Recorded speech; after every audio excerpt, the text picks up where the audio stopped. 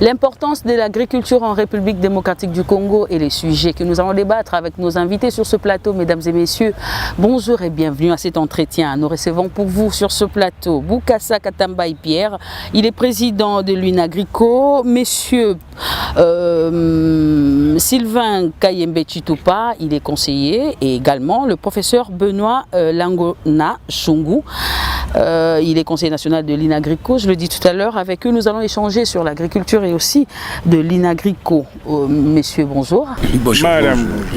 Alors, nous allons directement parler tout d'abord de l'INAGRICO avant de parler en long et en large de l'agriculture. C'est quoi l'INAGRICO? L'INAGRICO, c'est l'Union nationale des agriculteurs, éleveurs et pêcheurs du Congo, un syndicat de référence créé depuis 2001 compte tenu de la marginalisation du secteur agricole. C'est qu'à un moment donné, les agriculteurs s'étaient vus un peu négligés et il fallait à tout prix que nous puissions mettre au point une organisation qui peut servir de les défendre et d'essayer aussi de garantir un peu la survie de notre domaine.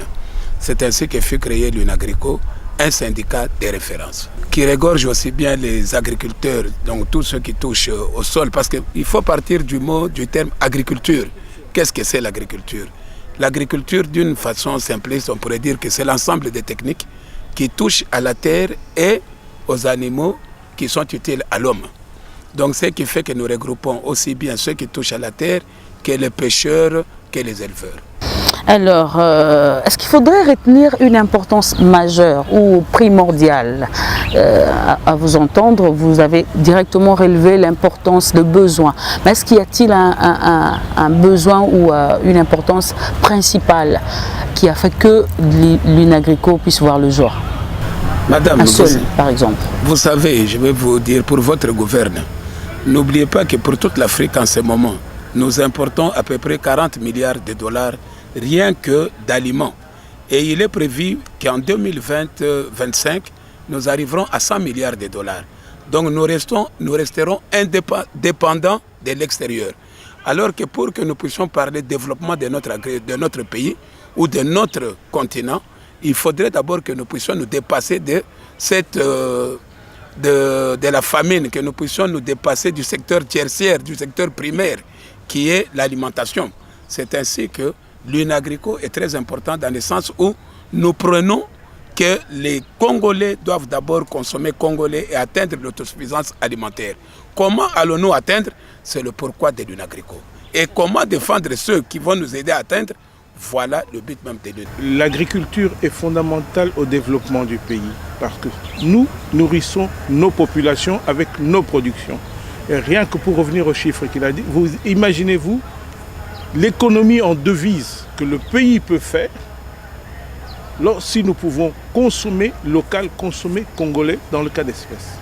De la même manière, nous pouvons dire encore que l'agriculture, vraiment, ça soutient le développement de l'homme et de la société.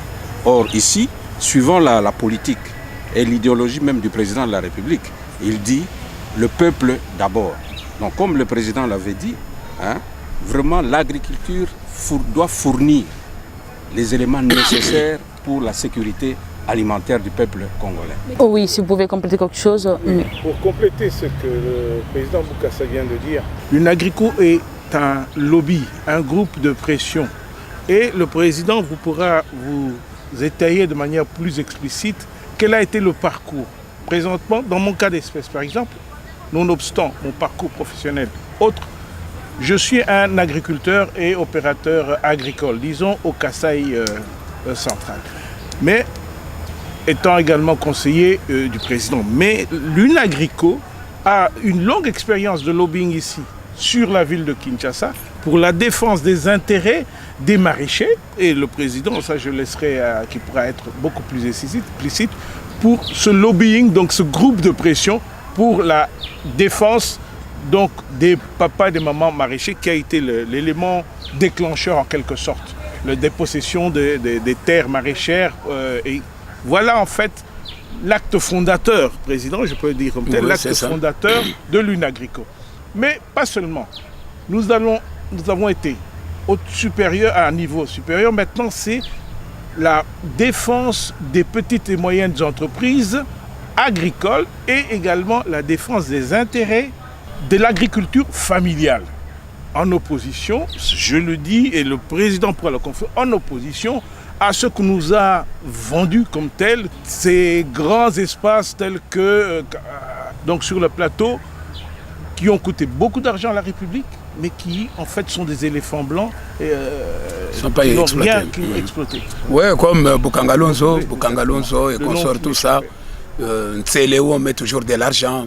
Mais entre-temps, les gens ne savent pas pourquoi. Parce que nous, ici, au Congo, il faut reconnaître un fait, nous sommes un peu différents des autres pays. C'est quand vous prenez par exemple la Zambie, l'Afrique du Sud, vous trouverez des grands espaces.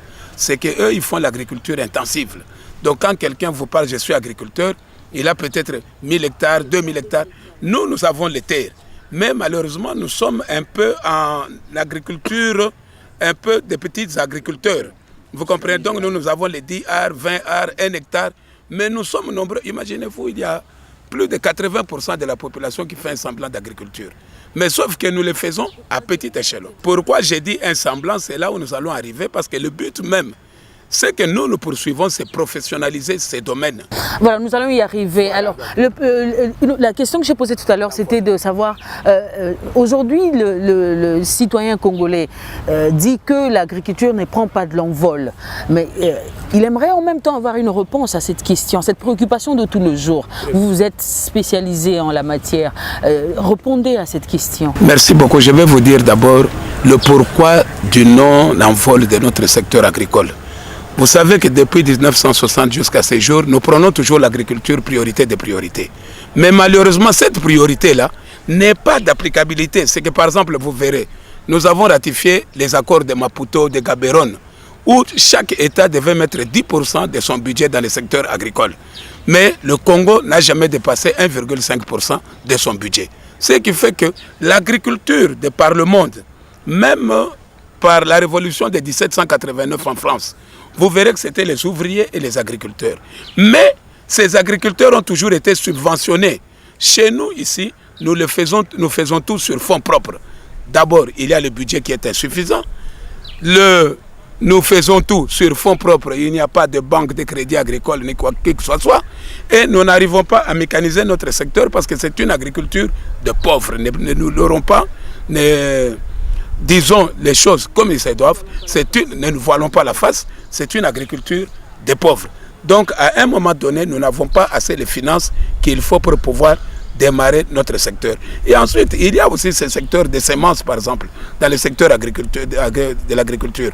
Les semences qui sont déjà dégénérées et que nous devons normalement renouveler le matériel. Et tout ça fait que nous n'arrivons pas à décoller. Je pense que si nous réunissons l'aspect sémencier, l'aspect finance et l'aspect aussi des subventions que l'État devrait faire, nous accorder, à ce moment-là, nous pourrons parler et avoir un programme agricole commun. Ça veut dire que nous devons connaître, selon notre pays, selon les provinces, filière par filière selon les provinces. Telle province s'occupe de telle filière, telle autre. À ce moment-là, nous pouvons faire un programme agricole qui peut permettre l'envol des agriculteurs. Nous produisons mal, maman.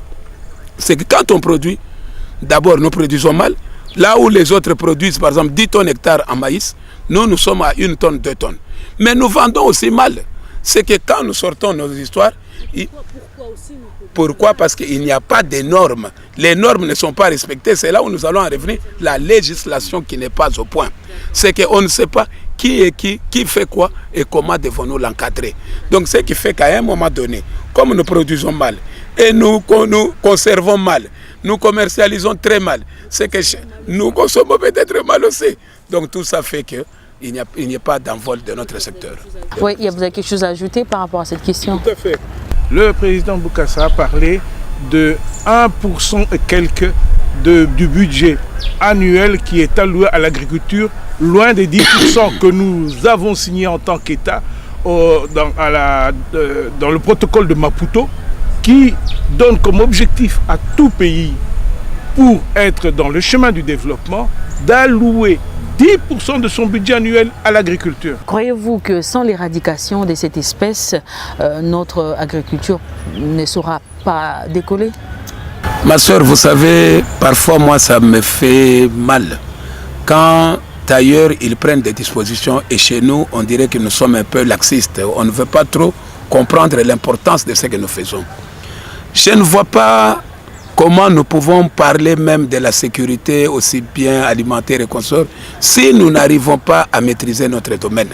Partout au monde, nous avons par exemple, cette chenille n'a pas commencé au Congo, ça a commencé au Brésil, en Amérique latine. En Amérique latine, ils ont mis plus de 500 millions pour combattre cette chenille-là. Parce que sinon, il allait y avoir beaucoup de dégâts. Imaginez-vous que l'Afrique du Sud, il y a 2 ans, a eu un déficit de 10 millions de tonnes de maïs. Ils ont dû faire appel au maïs brésilien. Pourquoi? Parce qu'eux-mêmes ont connu le problème des chenilles légionnaires où ils ont mis plus de 300 millions de dollars au niveau de leur secteur agricole. La Zambie a connu le même problème, 250 millions. Le Rwanda, 100 millions de dollars mis avec leurs militaires pour combattre la chenille légionnaire. Pourquoi? Parce que tout le monde sait que l'Afrique doit vivre de ses cultures vivrières, de ses céréales et consorts. Mais cette chenille bouffe tout. Ce qui fait qu'à un moment donné, depuis février de l'année passée, nous avons tiré la sonnette d'alarme pour dire à nos autorités, soyons logiques avec nous-mêmes. Les maigres moyens que vous voulez mettre pour cette chenille, qui ont été même acceptés par la Raobank comme crédit, qui peuvent être remboursés dans les 2 ans.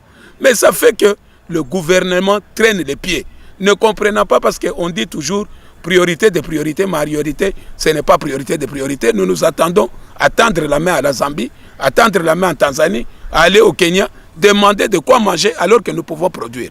Donc vous comprendrez, madame, la quintessence de cette démarche qui est que nous devons attaquer rapidement la chenille avant septembre. Septembre, c'est la grande saison.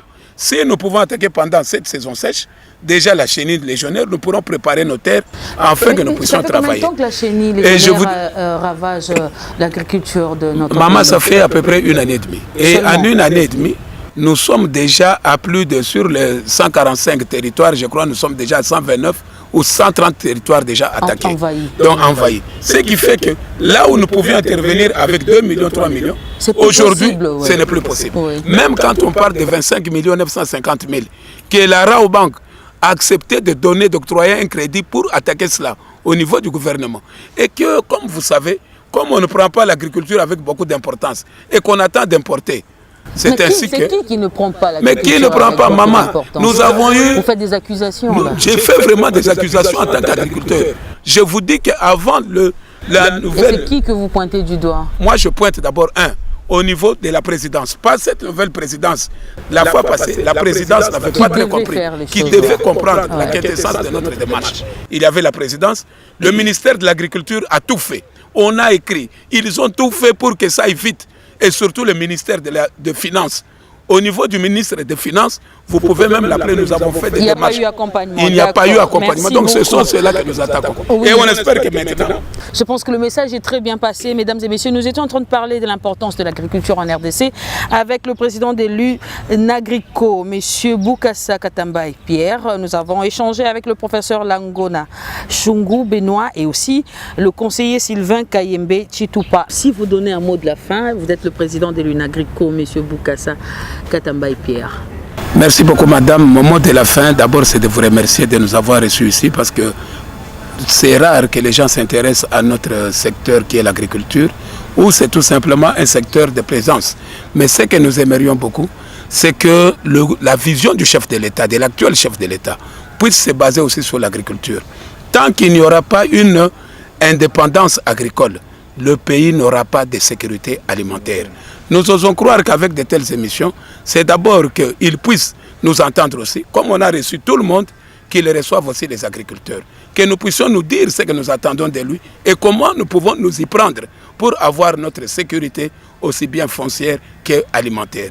C'est ça mon mot de la fin. J'ose croire que ce que nous venons de dire pourra attirer l'attention de nos responsables pour nous sécuriser et accepter de nous rencontrer afin de parler sur les secteurs agricoles du pays. Merci beaucoup, madame. Merci de nous avoir suivis. On se retrouvera très prochainement pour en débattre encore un peu plus. Au revoir.